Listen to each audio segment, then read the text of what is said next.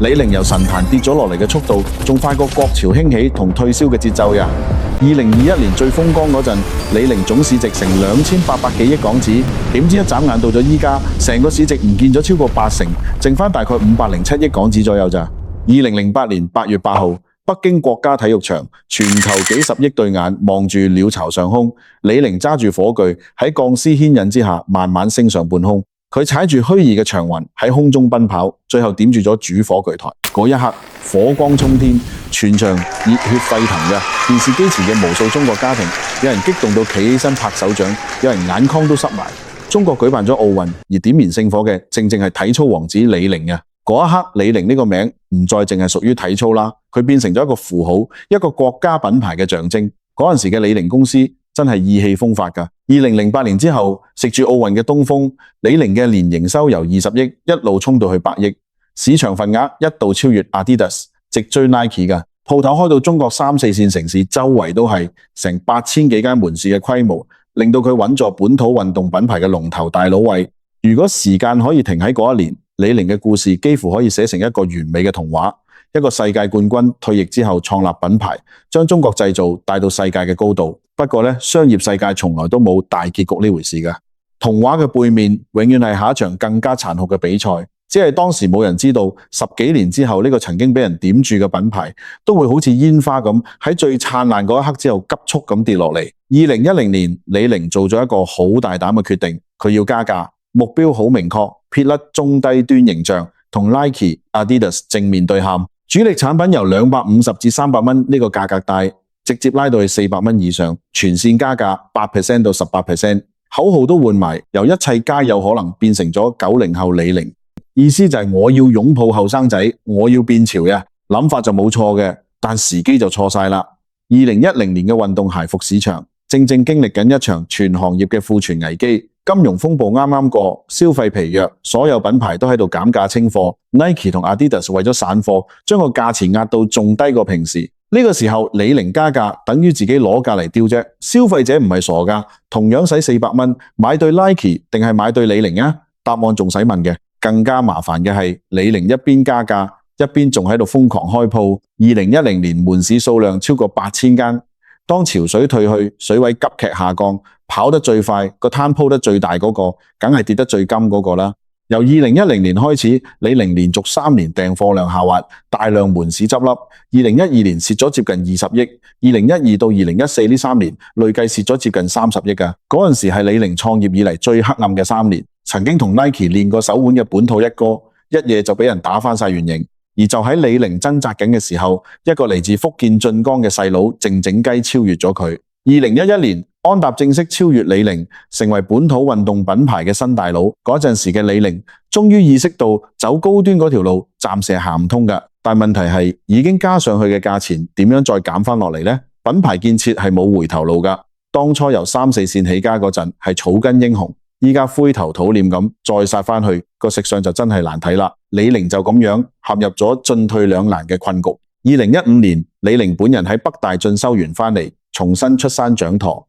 62歲嘅佢決定放手一搏，佢賭嘅方向叫國潮。2018年，紐約時裝周，中國李寧4個大字出現喺天橋上面，模特兒着住印有中國李寧標誌嘅衛衣改良版運動服。行 show 現場仲有紅色橫額、舊式電視機、復古波鞋，成個 show 場就好似將一個80年代嘅中國體育館搬咗去曼哈頓咁款。嗰場唔係普通嘅時裝 show，而係一場文化宣言嚟㗎。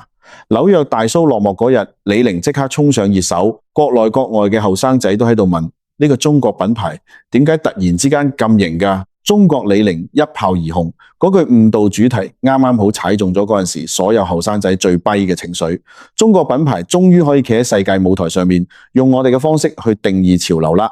當時有媒體評論話，李寧由運動品牌變成咗潮流品牌，呢次轉型堪稱教科書級別㗎。資本市場嘅反應更加直接，公司市值由140億港紙一路衝入去1000億俱樂部。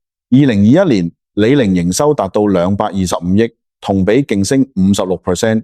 2022年市值創下歷史新高2700億港紙。10年前嗰場加價失敗嘅噩夢，似乎終於俾國潮呢條繩救返上嚟啦。李寧做到咗10年前想做但做唔到嘅嘢，將個價加上去，等後生仔肯埋單，等國貨變得有日價。但係呢，國潮呢兩個字，佢係解藥，同時亦都係毒藥嚟㗎。2022年秋天，李寧一場新產品發佈會引爆咗輿論，部分服裝設計俾網民話風格怪異，甚至有人翻晒啲資料出嚟，質疑設計元素唔合時宜。件事迅速發酵，李寧嘅股價即刻應聲下跌。市值一日之內蒸發過百億嘅，呢次唔係一次簡單嘅設計失手，而係一個信號嚟㗎。國潮嘅紅利正在消退，消費者對中國元素呢樣嘢開始出現審美疲勞啦。更加致命嘅係，李寧嘅定價已經追到上國際品牌。2021年左右，李寧嘅主力產品價格已經同 Nike、Adidas 差唔多，一件中國李寧嘅衛衣賣到500-600蚊，一對限量版波鞋俾人炒到成1000蚊。國潮嘅故事雖然好聽，但當個價錢同國際大牌幾乎平手嘅時候，國貨嘅天花板就出現咗。同樣嘅價錢，你揀 Nike 定係李寧呢？呢個問題3年前可能仲有好多揀李寧，因為支持國貨啊嘛。但去到2025年，答案已經變咗啦。呢2年消費降級變咗大趨勢，荷包縮咗水，大家開始重新審視每一筆支出。使500蚊買一件國潮衛衣呢件事，喺供樓、買餸、搭車面前，突然之間就變得冇咁型啦。李寧陷入咗兩難，加價啩，消費者唔認數；減價啩，利潤就跌。結果佢揀咗兩頭都掂多少少，一邊維持高價，一邊偷偷減價。減價嘅代價就係利潤率大幅下滑。2023年嘅業績報告顯示，李寧嘅淨利潤率由高峰期嘅接近20%一路向下滑，而隔籬嘅安踏呢，佢冇乜點減價，因為佢根本冇將所有雞蛋擺晒喺國潮呢一個籃入面。講出嚟你可能都唔信，安踏今日嘅市值係李寧嘅4倍幾啊，2542億對558億，而10年前呢兩間仲係旗鼓相當嘅對手嚟㗎。點解安踏冇好似李寧咁由2700億跌到去500幾億呢？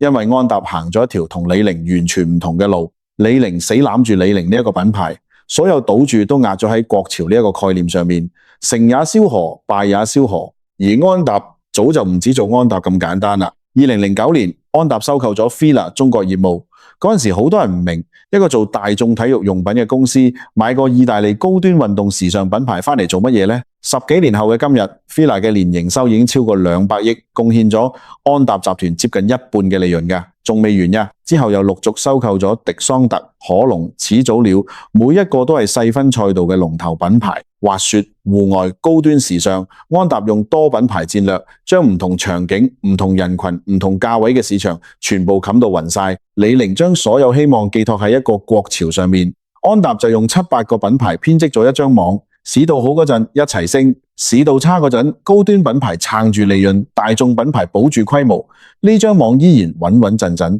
2023年，安踏嘅營收係李寧嘅2倍，市值係李寧嘅4倍。曾經叮當碼頭嘅兩兄弟，依家已經唔同晒級數啦。李寧今日嘅問題，表面上睇係設計失手、消費降級、國潮退熱，但挖深啲，真正嘅問題其實得一個，佢從來冇諗清楚過自己到底係邊個。90年代佢係國產運動品牌嘅代表，靠價格優勢同渠道下沉，佔領咗3、4線城市。2010年佢想變成高端國際品牌，結果失敗咗。2018年佢又變成國潮先鋒，成功咗。但國潮呢樣嘢講到尾係一種消費情緒嚟㗎，情緒係最唔穩定嘅嘢嚟。今日後生仔覺得你型，聽日就可能覺得你老土。李寧呢些年一路喺度變，但始終揾唔到一個唔變嘅嘢。一個品牌如果冇穩定嘅核心價值，就只能夠靠不停咁追風口嚟續命，而每一次追風口都意味住要放棄一部分原本嘅用戶。90後李寧趕走咗70後、80後，國潮李寧又嚇走咗一部分90後，到最後仲有邊個願意為佢停留呢？呢個唔係設計嘅問題，亦都唔係營銷嘅問題，呢個係根基嘅問題。運動品牌最核心嘅護城河，從來都唔係潮，而係運動基因嘅。Nike 有 Air 氣墊，有跑步文化 ；Adidas 有 Boost 科技，有足球底蘊；安踏有專業籃球鞋，有持續嘅研發投入。咁李寧呢？佢有中國李寧4個字，有國潮嘅光環，但佢嘅運動科技到底係乜嘢呢？有幾多人講得出嚟？一個靠文化符號撐起嘅品牌，喺一個靠產品力話事嘅行業入面，注定係行唔遠㗎。潮水退去，你會發現真正喺度裸泳嘅係嗰個從來都冇學識游水嘅人。2024年底，李寧開始咗一連串救市動作，30億回購股份，22億買香港物業。李寧本人仲多次增持，目的得一個，想穩住股價，挽回信心。結果呢，股價仲係跌緊，市場唔 buy。